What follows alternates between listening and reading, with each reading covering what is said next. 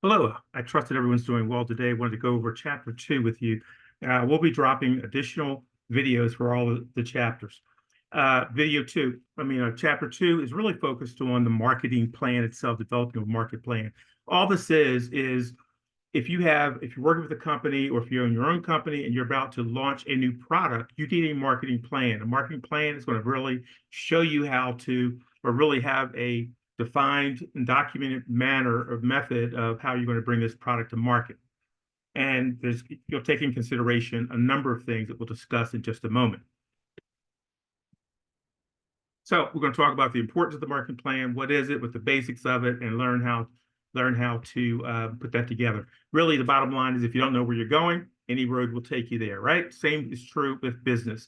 We don't like operating in the dark, so it's very important that we operate it with a spirit of openness, transparency, and also with a documented plan. The marketing plan is just that.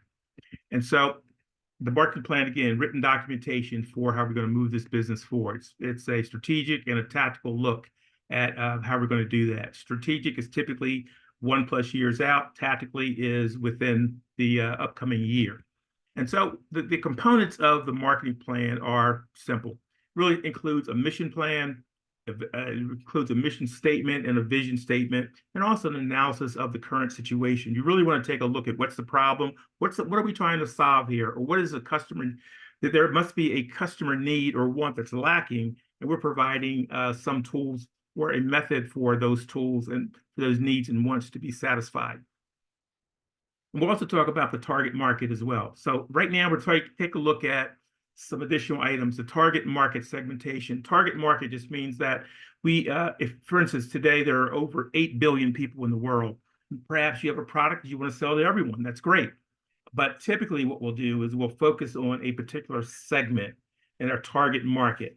And so perhaps if we are selling to, let's say, designer bags, if you will, and typically maybe the audience for that, according based on your research, could be it's individuals that are from 20 to 40 years of age.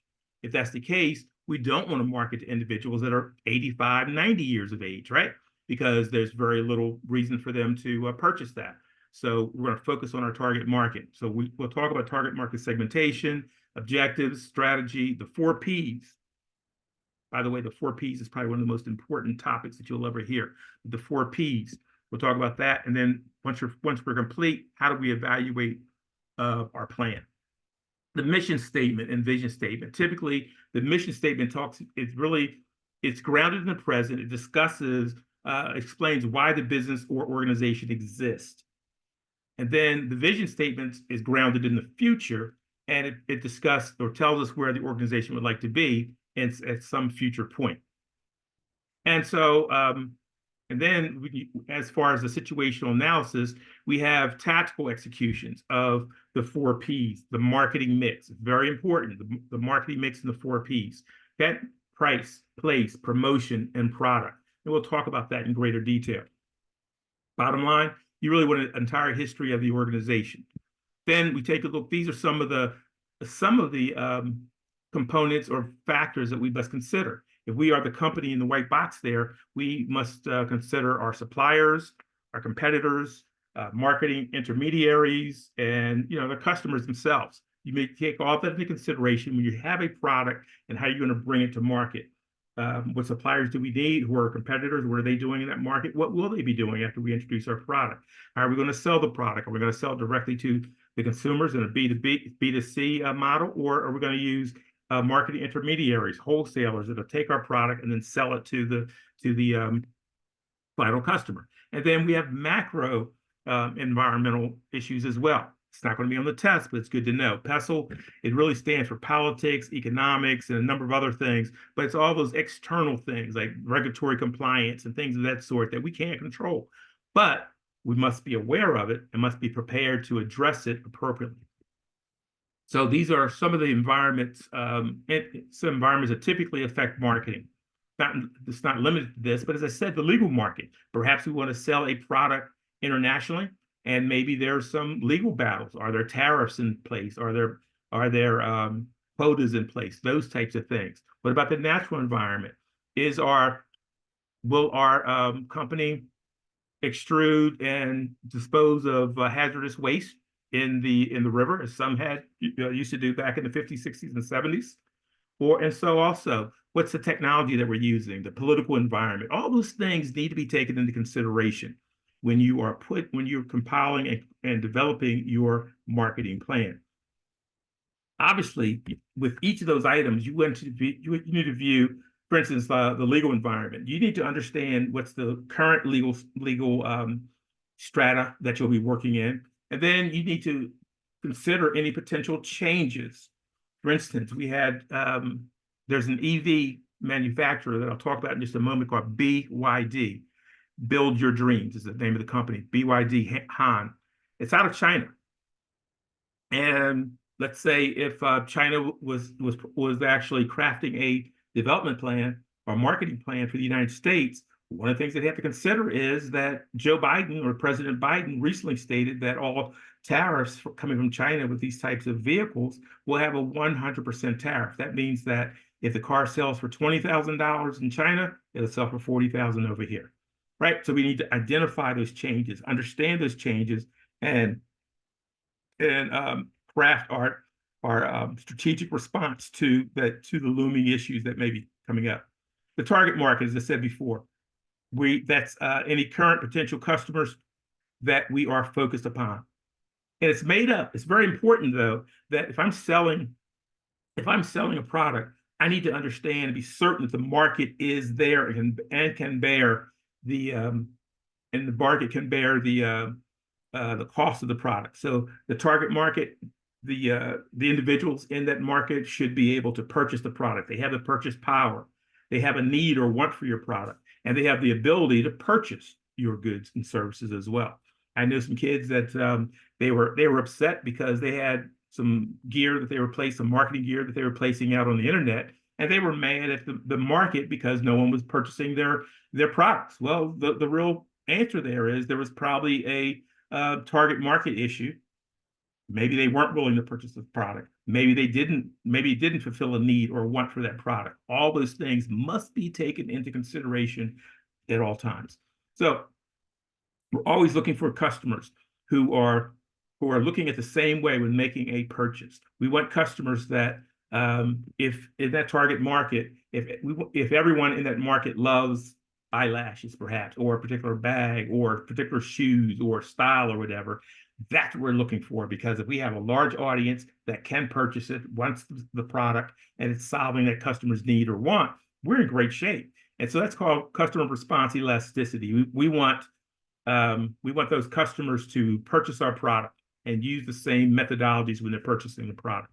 And then we have that target market, and then we can break it down into smaller segments, if you will, such as market segments, maybe in the 20 to 40 year range for the pocketbooks I've mentioned. Maybe, just maybe, we want to sell it only to females, or maybe Asians, or Black, or African American, or whatever it might be. But we're going to break that into smaller groups of market segments. But there are three ways to reach your market, your target market. Number one, we could actually use a mass marketing approach. That means that I have this advertising for this pocketbook. I'm just going to send it out to everyone. And it's a mass market. It's pretty easy. We just send out the same information. Or we could actually focus on our market, and we're going to send information about our pocketbook, our looming pocketbook, to the individuals that are potential customers. We can do that. And maybe it's 20 to 40, maybe it's 40 to 50. And we can also combine some of these segments as well. Maybe we find that Caucasian women, along with African American women, they like it. So we maybe want to sell to them, and maybe from 18 to 28, whatever it is, we actually have the capability of segment it. We can combine them if at will. We have marketing objectives. We actually have to have objectives so that everyone in the company understands what is our overall marketing program and what are our objectives. And whatever we do, it's very important that we use the SMART objectives. You probably have heard about this before. SMART, right? Specific, measurable, achievable, realistic, and time bound. So you may say that I'd like to be the smartest student I'd like to be recognized as the smartest student at High Point University. Is that a SMART objective? I'd say it's not, because is it specific? No, it's really not. Is it measurable? Not really. Is it achievable? I don't know. Is it realistic? May or may not be, right? Or is it time bound? So perhaps a better objective would be, I'd like to graduate in 4 years with a 4.0 GPA, and then also take advantage of some co-curricular activities. That is specific, it's measurable, it's achievable, it's realistic, and time bound. Time bound means there's a time limit associated with it. So all those things, you have those things. You also want to ensure that you're using that you're linking together all of your objectives, your strategy, and your tactics, so that everything is synergistic, and we have the capability of everyone in the organization understands what our mission, our vision is, what our strategy happens to be, and we're all moving forward together at the same time, in the same lockstep, if you will. And so I'm not going to read all this, but go back and take a look at the slides.